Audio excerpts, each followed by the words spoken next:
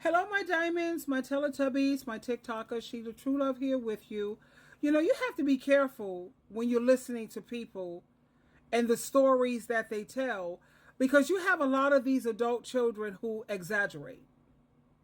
I tend to listen to what the Bible says. Only a fool will believe one side of a story.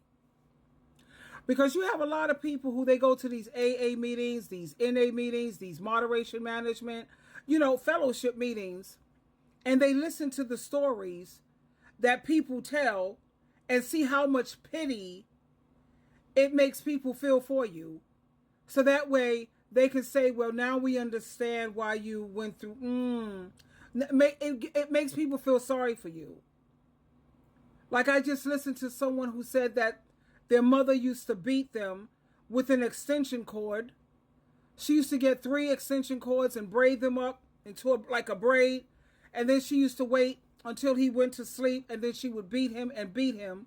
And she would beat him until she was tired. And he uses this as an excuse in terms of why he is the way he is. Now, I'm not trying to negate anyone's trauma. I'm not. Jesus, no, I'm not. At the same time, I'm not trying to hear anything these adult children say, really, unless, of course, and I'm going to keep it real, unless their parent is sitting right there next to them, so I can hear both sides of the story. And usually that's all it is a story.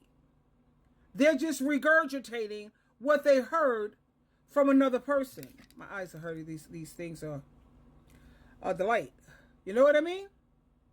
Constantly using what happened to us in our childhood. That's just a cop-out a lot of the times. Now, there are toxic parents. I'm not trying to take away from that. But some of us, we had tougher childhoods than others. I'm not going to say that we haven't. But here's the truth. At some point, we have to take accountability for our choices and our actions.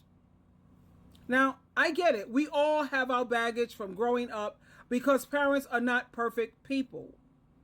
But can we please stop using our past as a crutch for the poor decisions that we're making as adults? Sure, your childhood, it might have been tough or messed up in many ways.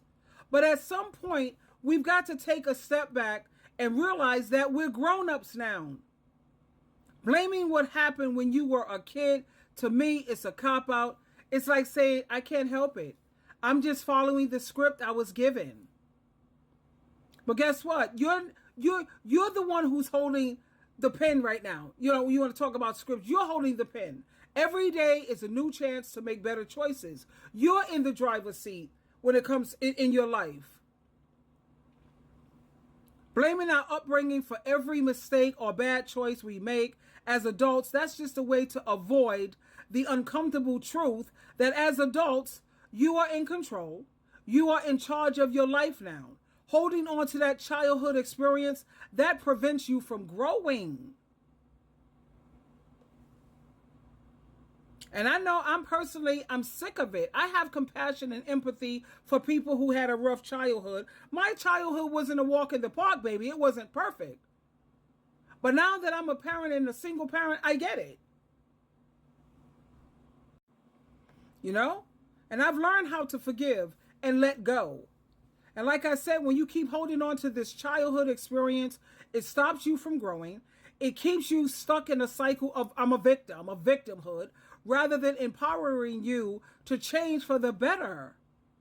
To heal, I always tell my clients they need 5 things. They need to do prayer, Bible study, therapy, a support group, because therapy, it hardly ever works unless you have a support group. And lastly, hard work. Now, this shouldn't take a lifetime for you to heal, honey. According to the experts, 254 days, but I give it a year. It's time to stop using your childhood as a crutch and start taking ownership of your decisions. And so many of these kids, adult children, it's constantly, well, my mother this and my mother, it's always the mother. To hell with it being the father. Oh no, let dad off the hook every single time. But I just get so sick and tired of it when I look at Soft White Underbelly and AML films. You have a lot of the kids talk about their childhood, and then you have a lot of kids who said they had a great childhood, and yet they're heroin addicts, they're crackheads, and pill poppers, and all of the above. I always keep in mind Esau and Jacob, Cain and Abel.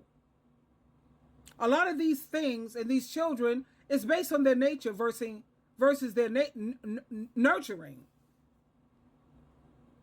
But I know that you have a lot of people who they're just taking other people's war stories and making it their own. Whichever story is going to get the most pity, whichever story is going to help me not have to take accountability for the decisions that I made, proving that, I'm not perfect either. Ooh, and I have to own it. You're not perfect either. Look at the choices you made as a grown-up, as an adult. You'll sit up here and throw away your parents talking about how toxic they are, and then you'll go home to that alcoholic, drug addict, abusive partner at home.